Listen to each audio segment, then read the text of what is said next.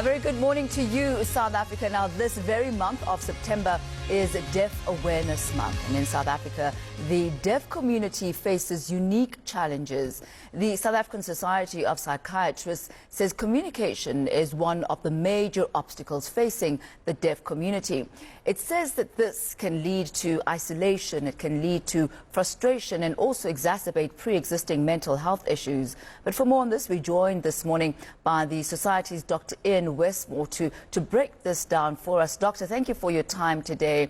You know, unless one is deaf or unless one has perhaps interacted very closely with somebody who is hard of hearing, it would be quite difficult to try and imagine the type of unique challenges that are faced by the deaf community. Could you outline those for us? Yes, I think that the problem is that hearing loss and ultimately deafness is one of the what they call silent disabilities. So it's not always obvious. So that's the first problem, that people with maybe not so profound hearing loss could not be picked up, and people don't notice that they're deaf until quite late. And it's also a problem in that the risk of hearing loss increases with age, and particularly in men. Then there are all sorts of psychiatric problems that can emerge from that. The issue is essentially that one of communication. It's very difficult to communicate with someone who is hearing impaired unless you can speak sign language, one of our 12 official languages, which very few people speak. And it's also a problem for the person assessing the patient because communication is a problem there. And that could lead to breakdown in communication, not an ability to give expression to emotions properly, and possibly an incorrect diagnosis being made because of these breakdowns.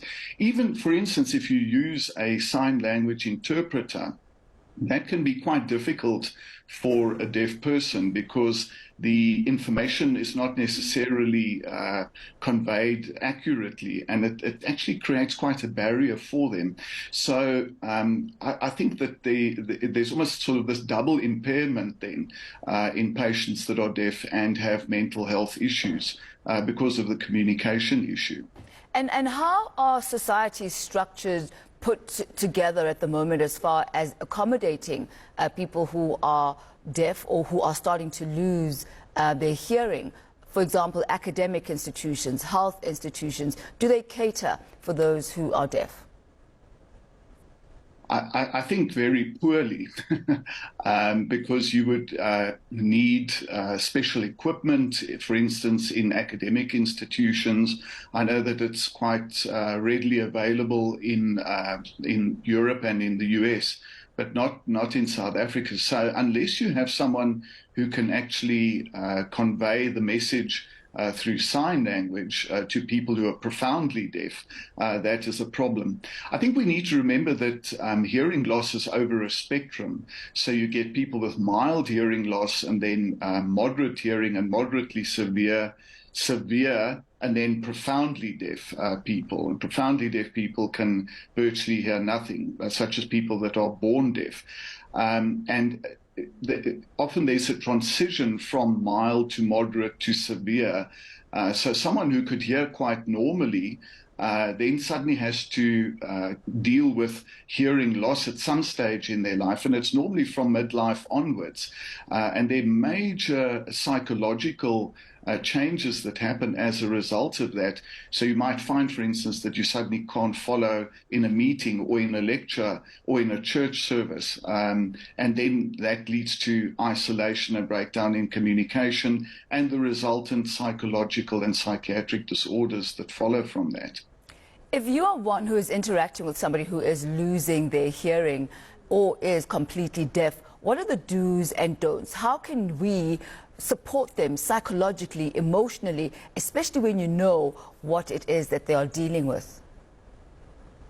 I think the first thing is to make sure that you make communication more easy, and that is to face the person directly so that they can actually see your face use lip reading, because people start lip reading quite early on when they start losing their hearing.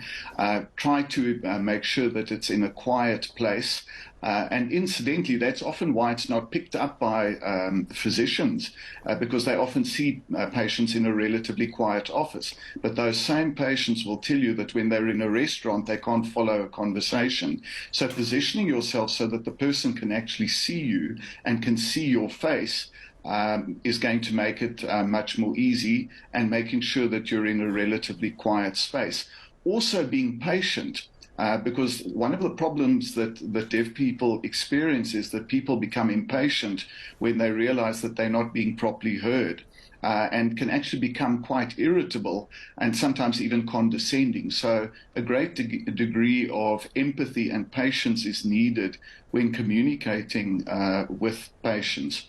The problem that we need to remember is that patients with hearing loss are at high risk for mental health issues. For instance, when patients develop sensorineural hearing loss as they get older, where it's a disease of the inner ear, there's a higher risk of them developing dementia.